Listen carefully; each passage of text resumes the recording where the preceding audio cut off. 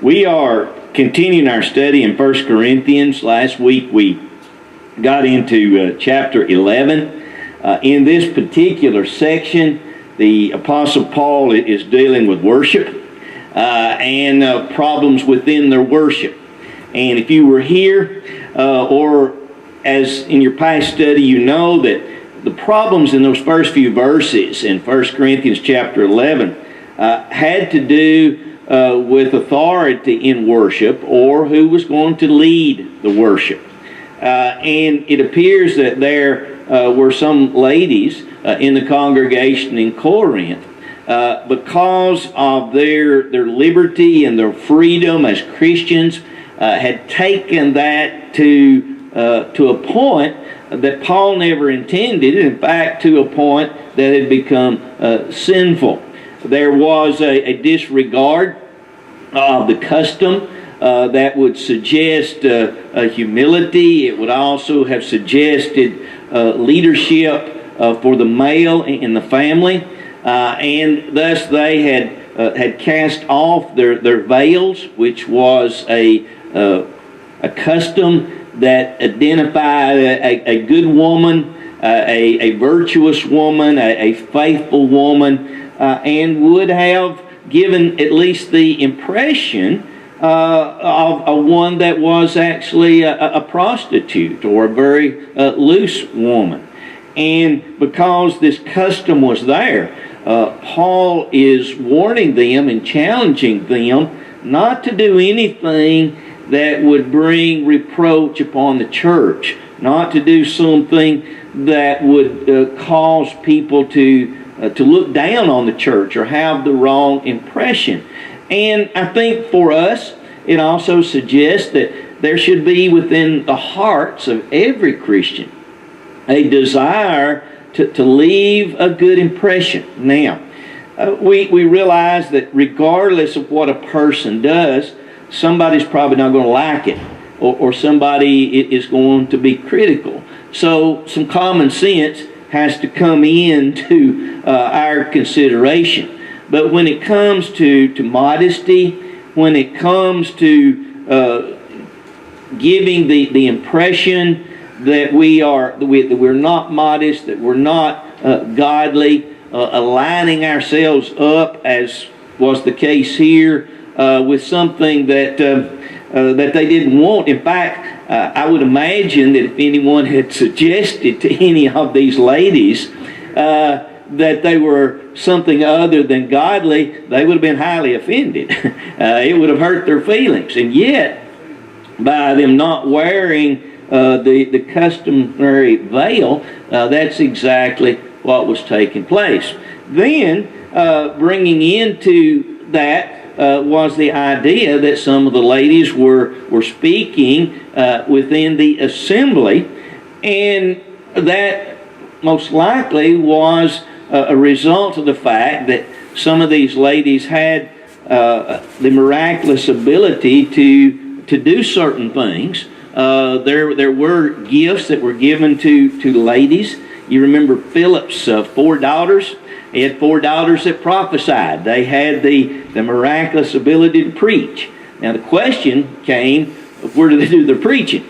And as we look at this passage as well as other passages, we know that could be done within a group where you only had ladies, obviously opportunities to teach children, and even with Aquila and Priscilla in Acts 18, she seemingly was a co-teacher with her husband, and doing that not in any way to take authority over him or even over Apollos, who was the one that they were teaching.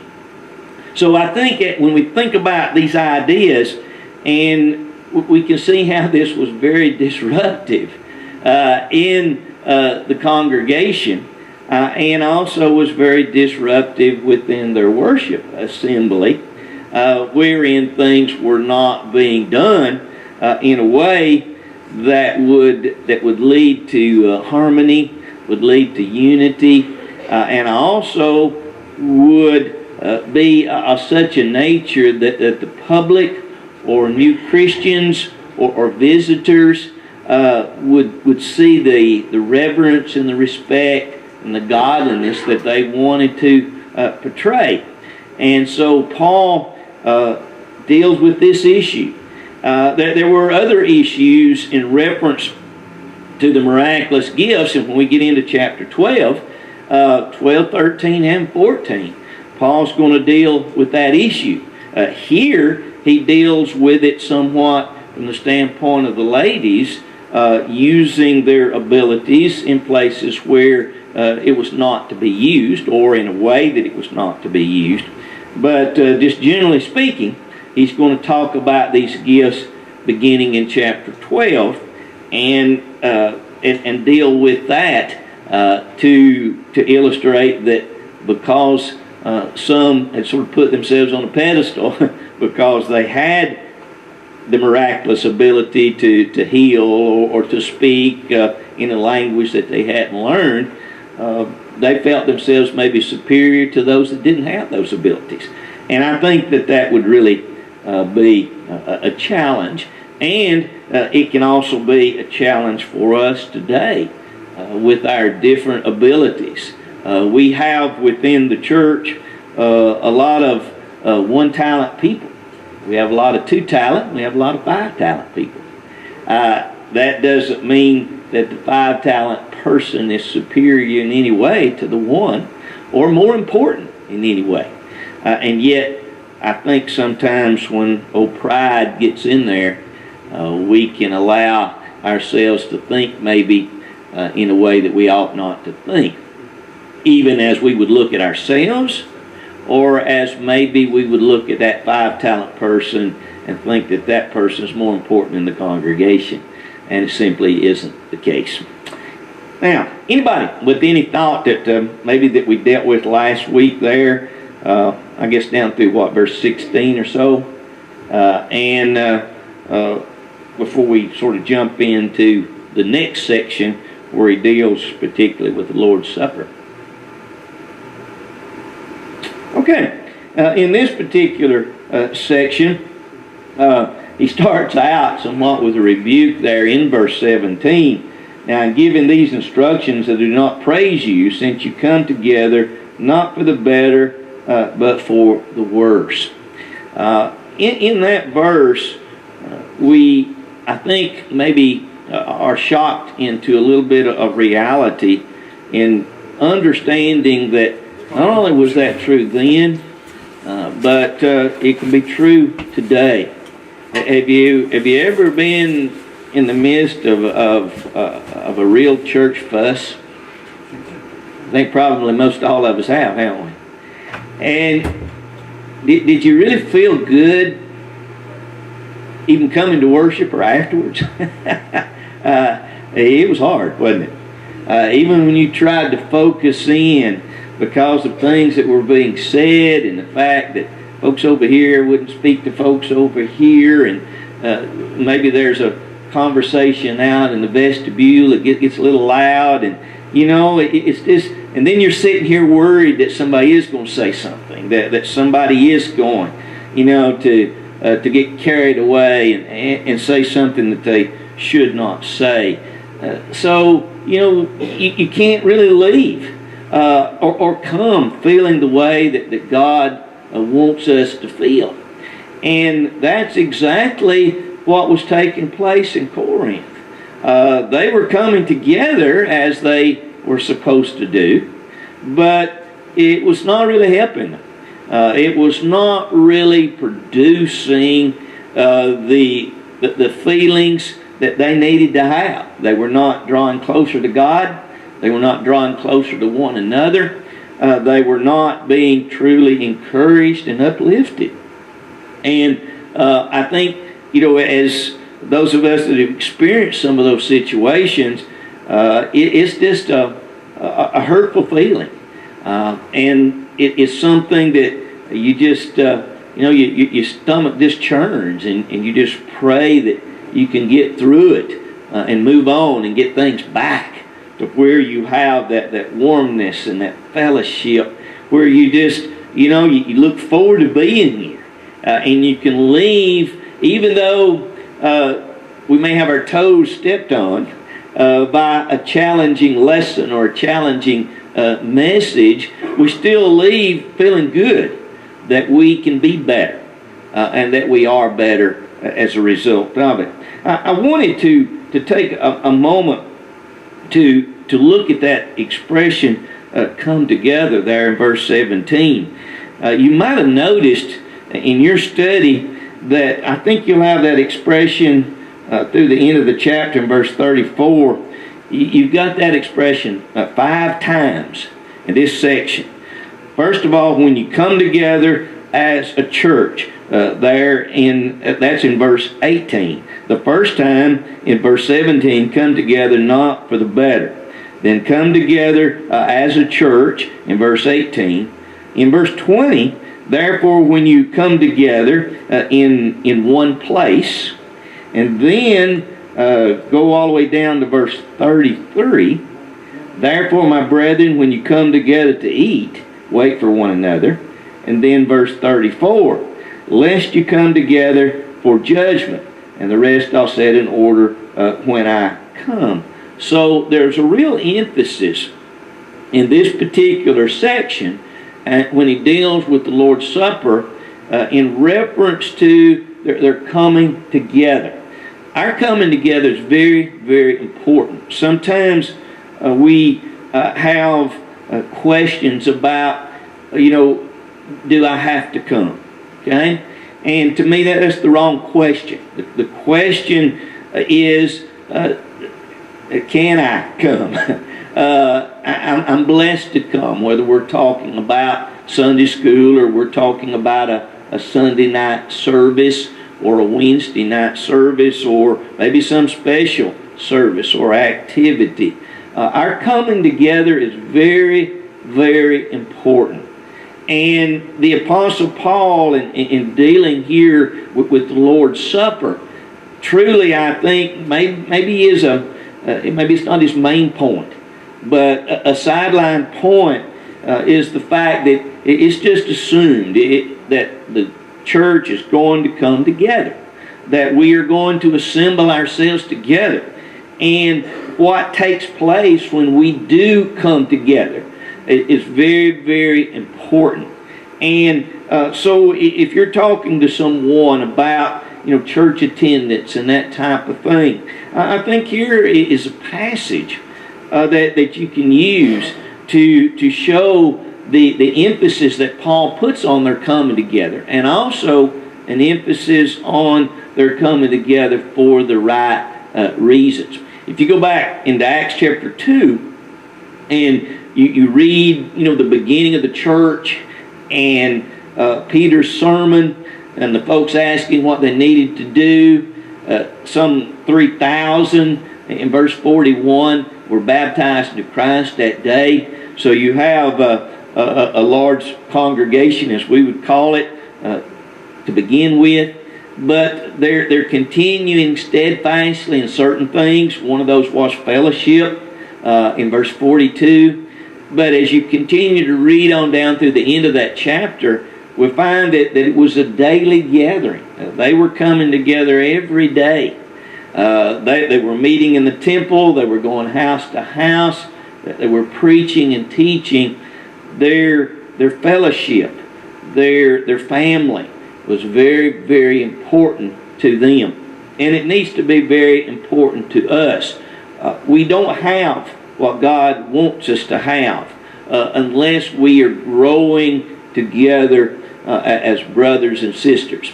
The one another passages, it's a good study sometime that you might do, is just look at the one another passages in the New Testament. Love one another. Be kind to one another. Forgive one another.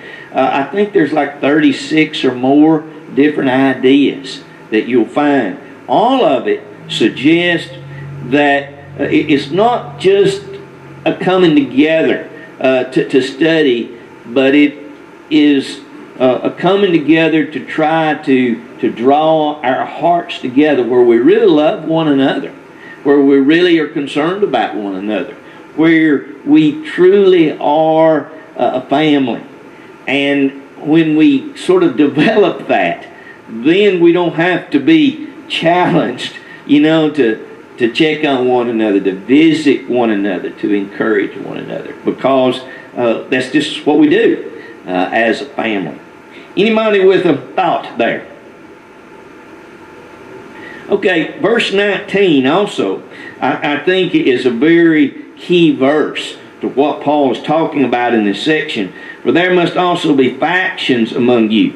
Now that goes all the way back, doesn't it?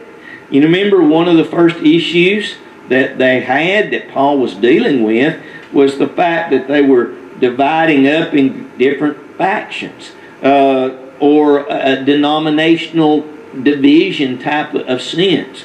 There were favorite preachers, and they were sort of aligning themselves up within the congregation as different groups. And so he comes back to that same idea here, and to deal with that particularly with the Lord's Supper. So that they had issues in reference to the way that they looked at one another, and the way that they would evaluate one another. There were cliques. We would sometimes refer to that today. And, there's nothing wrong with us, having our best friends, having our favorites. Sometimes that comes simply by our age.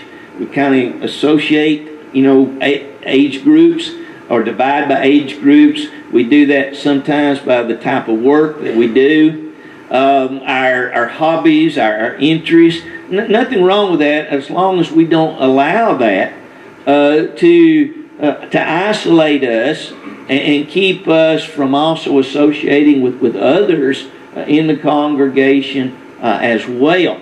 If we're not speaking to one another, we're kind of coming and going our separate ways, and only associating within that little group, then there obviously there is a problem. And so one of the things that we see as Paul deals with these different problems or issues had to do with the way that they felt about one another, and some thinking that they were superior to others, thinking that they could do certain things that obviously would have been a kind of a put down to other people. This weekend is the Martin Luther King observance or whatever, but it brings us to that issue that seemingly is worse now, and maybe it was even a few years ago, with prejudice and that type of thing, and people looking down on other folks. And I guess that it's always been an issue. It definitely was in the days when Paul was dealing with the church in Corinth, how they looked at each other, whether they felt that certain ones were superior to others. And Paul, of course, is trying to get them to understand that was not a Christian attitude. That was not the way that God wanted them to relate with one another. Anybody with a thought there?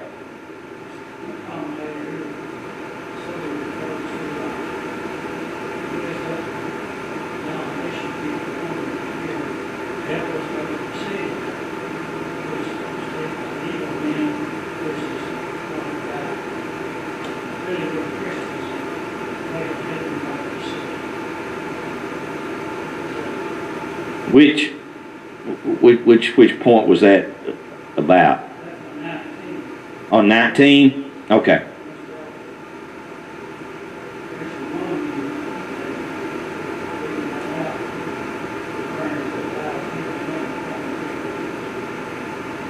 Hadn't thought about that.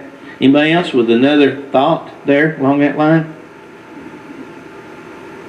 I was looking at it more within that context of the issue that was going in there, but definitely the idea is the factions and would bring up, I guess, that denominational idea So maybe that's the point.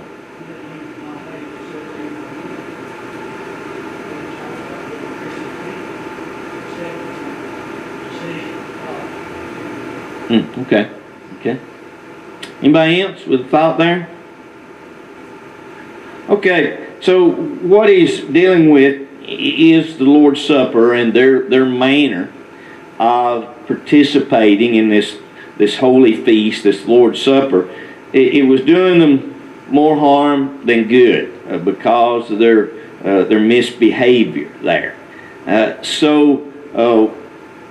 Again, that's possible, that our coming together can be more damaging than good unless things are done in the way that it ought. Also, it seems that as in most congregations, you have wealthy members, you have members that are kind of the middle class, as we would refer to them in our country. You have the poorer folks and a lot of folks in between those categories. And it appears that the wealthy ones were discriminating against the poorer ones. They were bringing in food. They were sort of having a banquet. And there were others, on down verse 20, 21, that really couldn't contribute. Verse 21, for in eating, each one takes his own supper ahead of others, and one is hungry and another is drunk. So there was folks having too much, and there were folks that didn't have anything at all. So one of their aspects was their fellowship meals, and there's even reference in the Scripture to love feast, which seemingly had become a pretty common thing as the church would come together. And they were messing that up as well, and they were sort of mixing it, it appears, with the Lord's Supper. So rather than keeping the Lord's Supper as a distinct thing, and their fellowshipping together over a common meal as a distinct thing, there was a combining of these. And to make that even worse, there were folks that were not really sharing what they had, and not allowing members that did not have the finances that others had to be a part of it. Now, Paul's going to go on to talk about the Lord's Supper and the fact that it's a very simple, but it's also a very solemn observance. And it is a part of our service that needs to be taken, very, very seriously and very solemnly, because we're dealing with the death of Jesus Christ. Now, it isn't to say that this part of the service is more vital than other parts. And yet, when we go back and we look here, and you look at Acts 20 and verse 7, where it talks about the church coming together upon the first day of the week to break bread or partake of the Lord's Supper, there was an emphasis in the first century on this being the very center of what they were doing. We have somewhat changed that. We, over the years, have focused more in on the preaching and on the sermon.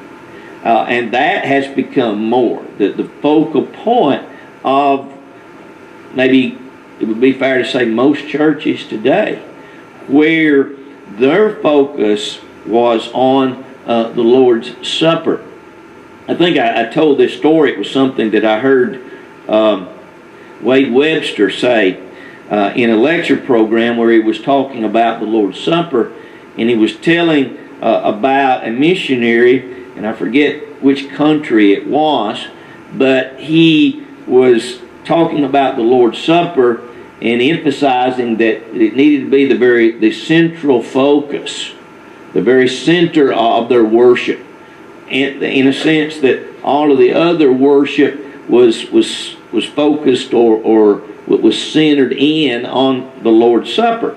Well, he was gone for some months, and when he came back, he found that they had arranged their seats in a circle, and in the middle they had their table and everything for the Lord's Supper. It was in the center of what they were doing. They had missed the point, in a way. But in another way, they got the point. That the Lord's Supper was to be, very carefully observed, and a reverence towards it, to where everything that they did was done in consideration of the sacrifice that Jesus had made on the cross. And that was the central focus of what they were doing.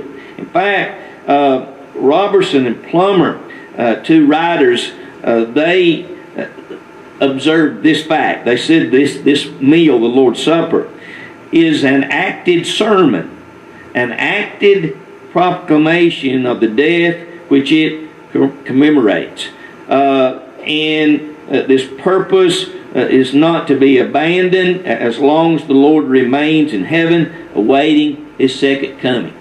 Their thought was that the Lord's Supper is actually an acted sermon, where we are teaching, where we are proclaiming, where we are observing the very central part of the gospel. In 1 Corinthians chapter 15, when we get there, Paul is going to emphasize the fact that the very foundation principle of the gospel message and the truth is the death, the burial, and the glorious resurrection of Jesus Christ. And that is exactly what Paul was telling them that they needed to have. Now, because of the way they were doing it, they kind of left that behind. And there was no remembrance or proclamation or anticipation for the Lord's Supper. In fact, what they had was selfishness, sort of a rivalry, and even chaos, because they were mixing a common meal. And even to make that worse, there was a selfishness that was taking place. So they needed to have a self-examination and a correction. And on down verses 27 and 28 and 29, he deals with that, where he talks about them doing this in a worthy manner. Anybody with a thought there?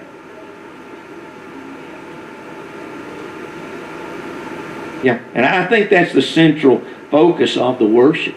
Yeah, it is. I don't know.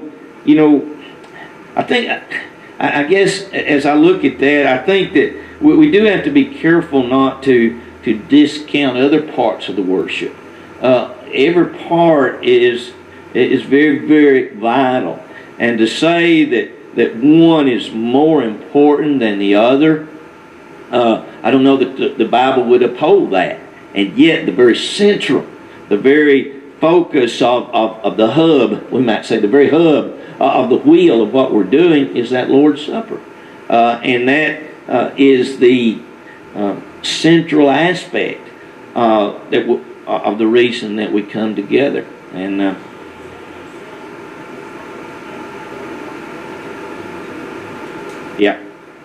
Acts chapter 20 and verse 7. Yep, and then Paul continued his preaching. And it really doesn't say anything about the singing or the other aspects. We find that in other places. And it isn't to discount that, but it is to emphasize a couple things. Number one is the first day of the week. And number two, that was the central reason for their coming together. Exactly right.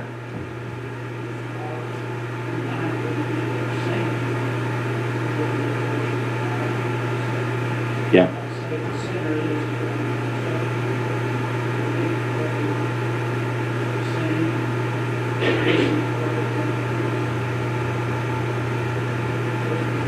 Yeah. Reverence and respect throughout. Exactly.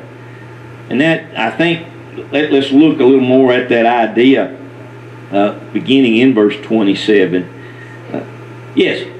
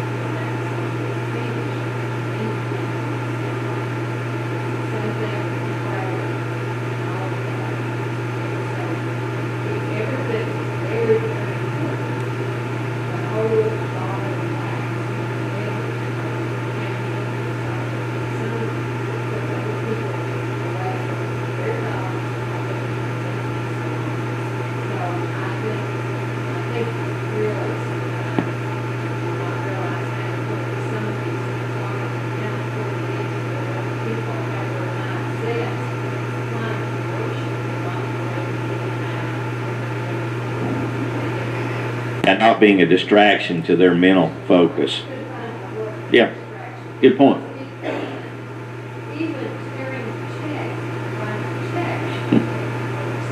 Yeah.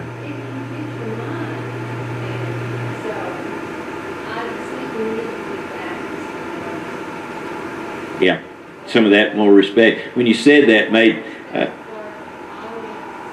you talking about what we're doing and how we acted, and you brought that up, made me think. You remember back there was a particular time where almost all the women's pocketbooks had those big snaps. It sounded like a war going on. And the pocketbooks snapping for the, I guess people getting their money out, you know?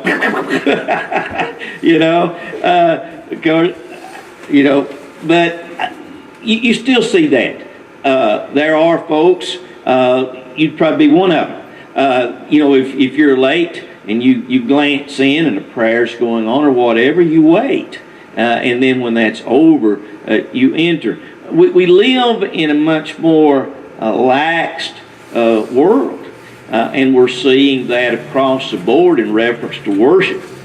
We're seeing that, in the way we dress. We see that in the way that we arriving on time. We see that, in going in and out, noise that we would maybe be able to control if we thought more about it. We talk about, our phones, our cell phones, and even, encouraging everybody to put it on vibrate or turn it off. But I'll notice that, sometimes we just can't hardly stand it. We got it on vibrate, but we still look at it, right? I try to put mine in my office. That way I don't have to worry about it. And there have been times I forgot about it. I think about it in the middle of my sermon. I've got it and it's on. But, just that battle, of being reverent and respectful. And maybe we just don't talk about it enough. Maybe we don't. Yeah.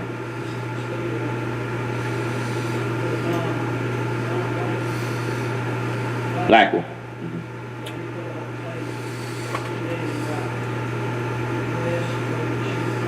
Yeah.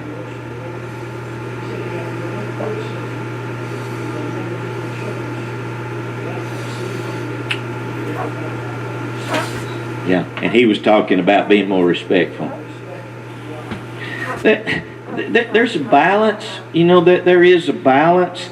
Again, we've been dealing with custom here, and there's something to be said about it. The Bible, obviously, when it comes to dress, the emphasis is on modesty. And it does warn us against overdressing. In fact, maybe more said there, about, overdressing, and that would tie into this issue that the wealthy folks, were conducting themselves in a way to be discouraging to the less wealthy folks, the poor folks. But, maybe not. It does, and we have to be really careful, real careful. You're exactly right, because anybody coming to listen to them, they have anything out of them, yeah. that's the only thing that he speaks about. And it's very, and that's what the Bible emphasizes. And in this case, and the poor folks obviously didn't have the clothing that the others had, but we can be modest. We turn the clock back here in our country to where you had your work overalls and your Sunday overalls, so to speak. So the emphasis is not but it's on modesty and respect, and we've all got our opinions on that, and probably look at folks that we think maybe are not being as respectful as others. But modesty, that's a little bit more cut and dried. Although people of the world, when they become Christians, sometimes it takes some time for them to adjust.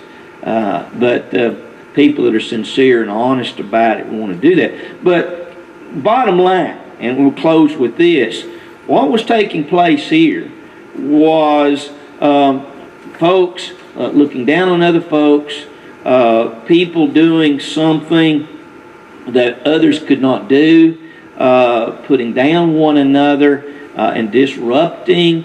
And none of us should want to do anything, whether it be the way that we dress, the way that we talk, running in and out late. We should consider all those things carefully, because we don't want to be guilty of doing anything that would distract somebody from worship, or for us to do something that would disqualify us. We'll continue. We'll finish that up and move into chapter 12, which is a continuation, I think, of the attitude that they had. Appreciate your comments this morning.